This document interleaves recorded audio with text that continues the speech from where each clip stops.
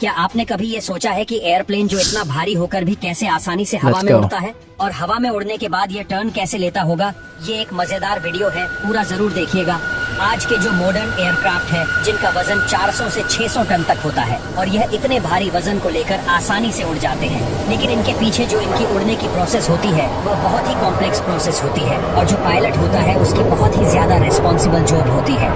सबसे पहले हम यह जानते हैं कि यह एयरप्लेन हवा में कैसे उड़ता है। एयरप्लेन को हवा में उड़ने के लिए मेनली 4 चीजों का सामना करना पड़ता है।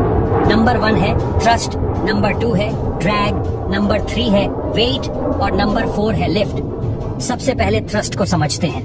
थ्रस्ट इंजन से क्रिएट होता है और एयरप्लेन के दोनों साइड विंग पर 2 इंजन लगे रहते हैं और यदि कोई बड़ा एयरप्लेन है तो ज्यादा इंजन भी लगे रहते हैं।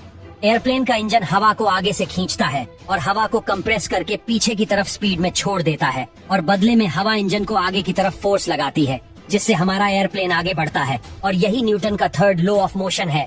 इंजन का काम होता है एयरप्लेन को आगे की तरफ फोर्स लगाना। ड्रैग फोर्स या फ्रिक्शन को समझते हैं। मान लीजिए कि आप अपनी कार से ट्रैवल करते हैं और आपने कार की विंडो से हाथ बाहर निकालते हैं तो आपके हाथ को एक फोर्स फील होगा जो हवा का फोर्स होगा और यह आपके हाथ को पीछे की तरफ ले जाने की कोशिश करेगा। लेकिन यहाँ पर जो हमारी कार है उसका थ्रस्ट ज्यादा होता है और हमारा हाथ भी मजबूत होता है, तो हम कार के साथ में चलते रहते हैं। लेकिन सोचो, यदि हमारी कार की स्पीड 3-4 किलोमीटर पर आवर है तो उस कंडीशन में यदि हम कार से हाथ बाहर निकाले तो हवा का इतना ज्यादा ड्रैग फोर्स लगेगा कि हमारा हाथ टूट जाएगा और ऊपर से यदि इतनी स्पीड में कार चल रही है तो आग भी लग सकती है। क्योंकि आपने देखा होगा कि जब कोई एस्ट्रॉयड टूटता है तो जब वह हवा में स्पीड में ट्रैवल करता है तो फ्रिक्शन की वजह से उसमें आग लग जाती है और वह हमें चमकता हुआ दिखाई देता है। तो ऐसा इस एयरप्लेन में भी हो सकता है। तो एयरप्लेन का स्ट्रक्चर एरोडायनामिक्स टाइप में बनाया जाता है ताकि जो एयर का ड्रैग फोर्स है उसको कम किया जा सके और उसमें आग भी ना लगे। अब बात करते हैं वेट और लिफ्ट फोर्स की। जब एयरप्लेन का लिफ्ट फोर्स उसके वेट से ज्यादा होगा तभी एयरप्लेन हवा में उड़ पाएगा। उसके लिए एयरप्लेन के जो विंग होते हैं वह जिम्मेदार होते हैं। एयरप्लेन के विंग ही लिफ्ट फोर्स प्रोवाइड करवाते हैं। अब हम इस लिफ्ट और वेट को थोड़ा आसान भाषा में समझते हैं। ये जो एयरप्लेन होता है इसके विंग और इसके जो पीछे की टेल होती है ये मूविंग पार्ट होते हैं। ऐसा नहीं है कि इनका स्ट्रक्चर एकदम फिक्स होता है। इन्हीं को एडजस्ट करके एयरप्लेन टेक ऑफ करता है और लैंड करता है। यह विंग फ्लूइड मैकेनिक्स की हेल्प से अपने विंग्स की पोजीशन एडजस्ट करते रहते हैं और इन टेक्नोलॉजी को एयरफॉल मैकेनिज्म भी कहते हैं। एयरफॉल मैकेनिज्म की हेल्प से ही यह एयरप्लेन हवा में उड़ता है।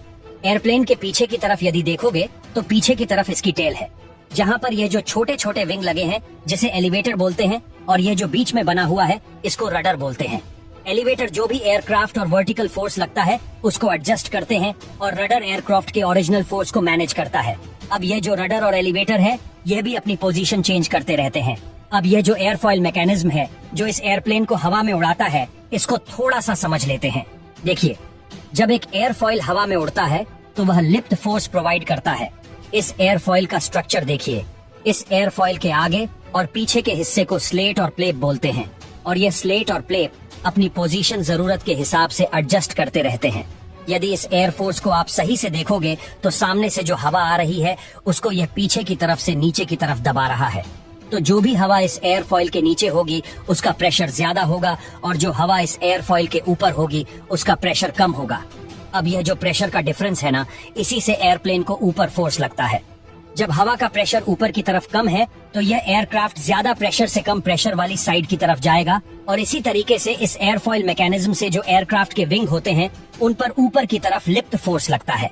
वैसे यह एयरफॉइल मैकेनिज्म थोड़ी सी कॉम्प्लेक्स फिजिक्स का कॉन्सेप्ट है जिसको कभी और वीडियो में समझेंगे। अब हम इसकी टेक ऑफ की प्रोसेस को समझते हैं कि जब एयरप्लेन हवा में उड़ता है तो उसके अंदर क्या क्या होता है। सबसे पहले एयरप्लेन को हवा में उड़ने के लिए जो भी इसके इंजन है उनकी पावर को बढ़ाया जाता है, यानी इंजन थ्रस्ट को इंक्रीज करता है तो एयरप्लेन रनवे पर आगे बढ़ने लगता है। तो जब एयरप्लेन अपनी प्रॉपर स्पीड में आ जाता है, यानी जब ये हवा में उड़ने के लिए तैयार होता है, तो फ्लेप और स्लेट को एक्टिवेट किया जाता है और स्लेट और फ्लेप का एंगल ऑफ अटैक एकदम से बढ़ा दिया जाता है। एंगल ऑफ अटैक का मतलब होता है जो एयरप्लेन के विंग है वह नीचे की तरफ झुक जाएंगे और पीछे की तरफ जो एलिवेटर लगे हुए हैं उसके विंग को ऊपर की तरफ मोड़ दिया जाएगा। जैसे ही ये अगल बढ़ता है तो एयरप्लेन रनवे पर चलता चलता एकदम से हवा में आ जाएगा, क्योंकि यहाँ पर जो एयरक्राफ्ट का वेट है उससे विंग से लगाया हुआ लिफ्ट फोर्स ज्यादा होगा। जैसे मैंने कार वाले एग्जाम्पल में बताया था, और जितना ज्यादा लिफ्ट फोर्स होगा उतना ही एयरक्राफ्ट स्पीड में आगे बढ़ेगा और उतना ही हाइट पर जाता रहेगा। और यदि इस एयरप्लेन में स्लेट और फ्लेव को एक्टिवेट नहीं किया गया तो इस एयरप्लेन को एक बस की तरह चला सकते हैं, जो कभी नहीं उड़ेगा ये। अब एयरप्लेन के इंजन तब तक थ्रस्ट को बढ़ाते रहेंगे जब तक अपनी ऊंचाई पर नहीं पहुंच जाता, और जब एयरप्लेन अपनी जरूरत की ऊंचाई पर पहुंच जाता है तो विंग का जो एंगल ऑफ अटैक है उसको कम कर दिया जाता है। और इस केस में एयरप्लेन का वेट लिफ्ट फोर्स के बराबर में होगा, तो इंजन को थ्रस्ट भी कम जनरेट करना होगा और फ्यूल की कंजम्पशन भी कम होगी। एक बार जब एयरप्लेन रनवे से हवा में आ जाता है तो एयरप्लेन अपने टायर को भी अंदर छुपा लेता है, ताकि जो हवा का ड्रैग फोर्स है उसको कम किया जा सके। चलो, अपना एयरप्लेन हवा में तो उड़ गया सक्सेसफुल्ली। अब बात आती है ये हवा में टर्न कैसे लेता है। देखिए, यह भी एक गजब की साइंस है। 2 तरीके हैं एयरप्लेन को हवा में टर्न लेने के लिए। पहला, यदि हम पीछे की तरफ ये जो रडर लगा है उसको यदि एडजस्ट करें तो एयरप्लेन टर्न ले सकता है।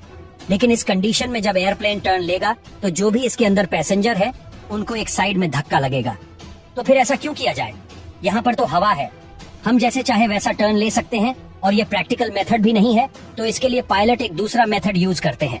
इस तरीके में एयरप्लेन के विंग है, उनको एक को नीचे की तरफ कर दिया जाता है और दूसरे को ऊपर की तरफ कर दिया जाता है। जब ऐसा किया जाएगा तो एयरप्लेन ऐसे तीर छा हो जाएगा।